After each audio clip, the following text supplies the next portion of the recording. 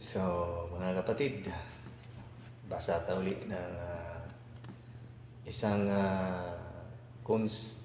konteksto sa Biblia.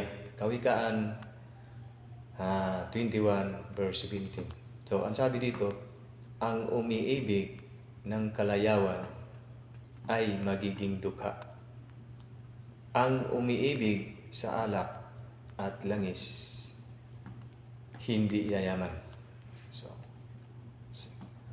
kung ikaw daw ay, ibig sabihin ng kalayawan ay mahilig ka sa mga bagay na kung ano-ano, gaya ng pasyal doon, pasyal dito,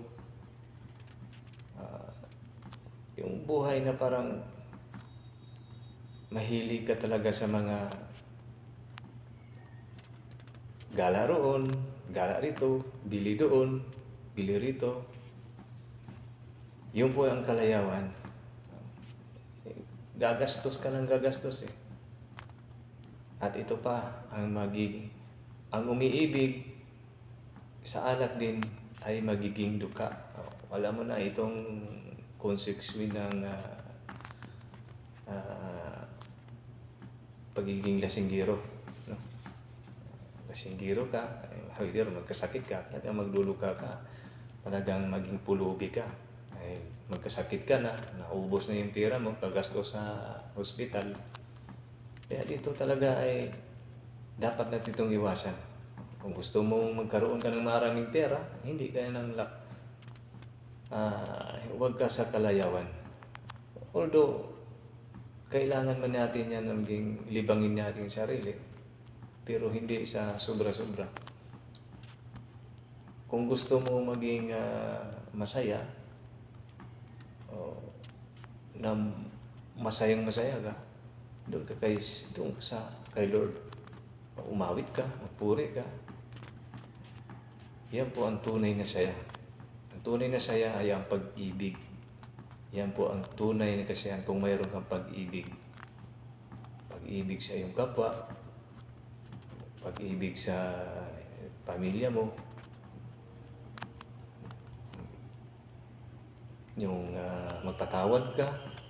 Yan po ang tunay. Ang pagpatawad kasi ay kahit sinaktan ka ng tao, dinurog na yung puso mo, napapatawad mo pa rin siya. Yun po ang tunay na kasiyahan na hindi po nababayaran, ang pagpatawad. Kasi ang pagpatawad galing sa puso. Tanggap mo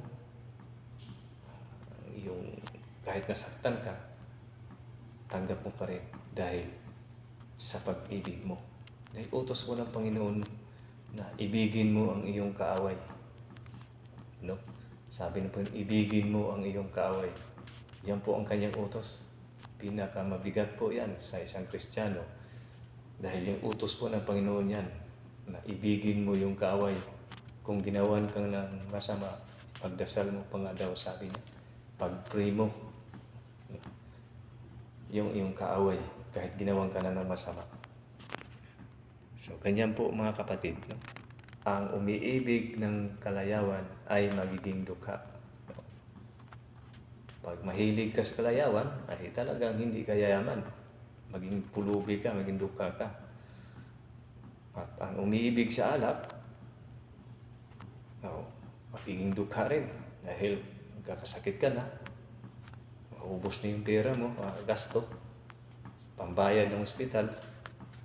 So, ganun po ang Panginoon, kamahal tayo ng Panginoon, lagi niya tayong pinaalalahanan. Ito po yung mga paalala sa ating Panginoon. Ngunit kung hindi natin sinusuway natin ito, so sasabihin natin, kung nakaranas na tayo ng pighati sa ating buhay, sasabihin natin, tatawag tayo doon sa Panginoon. Hindi na niya tayo pakinggan. Kung bakit? Nandito na ngayon kanyang babala. Kung hindi mo ito pinakinggan, so ikaw nang may kasalanan. Tayong mga tao, dahil hindi natin pinakinggan ang kanyang mga sinasabi. So ganyan po tayo kamahal ng ating Panginoon. Kaya lagi po tayong magbasa, alamin kung ano ba talaga ang Panginoon sa ating buhay. So ang Panginoon po talagang yung pag-ibig niya talaga sobra.